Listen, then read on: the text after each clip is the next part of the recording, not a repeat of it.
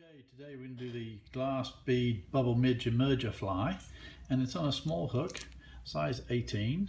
We're going to use the TMC 2487 midge hook. We're going to use some pretty small thread.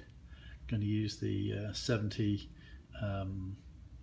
denier thread in black, and we're going to start with a jam knot as always, and just do a few wraps to the right and a couple to the left. And with a bit of luck we can actually snap off the remainder and come in. Now for the tail we're going to use some feathers, and we're just going to use the side of the stem of a black feather, so we can have some black tails. So you can see this, I've ripped some off already. We'll just pull a few of those off. Want to line up the tips as best we can, so hopefully these tips are lined up. And you're going to lay the feathers on top of the hook shank and do a gentle wrap just to get it started, and work your thread around the top there till it goes around the bend.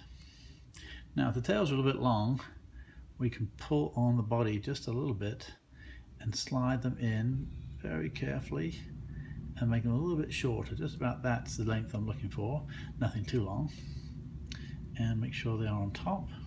We'll continue to do our thread wraps, trying to avoid the hook point as best we can. We'll cut off the excess of the feathers right now. Okay, now this is the glass bead emerger fly. So we're going to use some beads. I don't know if you can see these beads. We're actually probably going to start with a clear one down here. So we've got our sort of little glass bead, which is incredibly small, and in my fingers right so. But to tie it on, we're going to use some wire. And we use the small gold wire. And we're going to take a small piece and look something like this. I've cut a piece already, and we're going to fold it in half to start with. So we're just going to fold it in half and crimp it so we come up to a nice point. So just stroke it like this till we get to a nice point, and with a bit of luck we can thread the bead on, and might take a second to do that, but should go on relatively easily.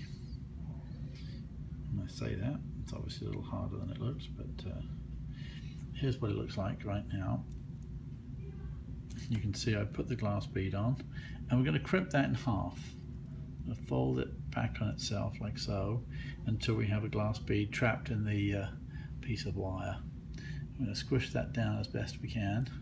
I'm going to bring our thread back to about the third way up to the hook shank, about here. Tie that into position. Now the bead can be either way. It can be facing forward or sideways. Personally I like it sideways, so what I'm going to do is come in and squish that bead and turn it sideways so we can see right through the center of that. I don't know if you can see that, but that's how I'm going to have my bead done. So we can see through that, looking pretty good. That's the little bubble that's going to try and make it emerge to the top of the water. Going to go back a little, few wraps like so. We're going to leave one of these pieces attached all the way to the back, but the others are going to have to go. So we're going to just circle it, or I call a helicopter wrap, and they should break off right close to where they were tied in, and lose this piece over too. Let's keep going with this. Hopefully that'll snap off. I feel it coming. There it is. But this piece we're going to leave attached. We'll need that for the ribbing later on. So we'll come back to about this place. Again, the body doesn't need to be too thick. This is a midge after all. There's not much body to a midge. And bring our thread back to the bubble, and maybe on the other side. Take our wire, and we're going to rib this about 3 or 4 times. This will give it some flash, also some rigidity and strength. So we just guess my piece of wire should be slightly longer if possible, but we'll live with what we've got. And there's a second one. We're looking for the third. See how that looks. Try and keep them somewhat even, and then we'll do another wrap in front of the bead as well. There we go. Now we're going to do a few wraps in front of that bead and behind the wire, just so the wire is definitely trapped in place, like so. And then we're going to take the same piece of wire as we've done before and just do the circle wraps there, and it breaks off right where you want it. Right now we're just going to finish this off so we don't crowd the head, and we're just going to use a half hitch tool So I don't know if you're familiar with the brass half-fit set of 3 tools we're using, and I've got the right size one out, has the small hole in the end, and we're just going to do a couple of half-fit just to secure this, like so. I would say about 3 or 4 of these should work, and that'll make it nice and secure. We might want to put a blob of super glue, CA glue, Zappa Gap on that as well. We'll just do one more for luck, and that should be the end of the fly. Come in, cut off the remaining thread, and that's the fly.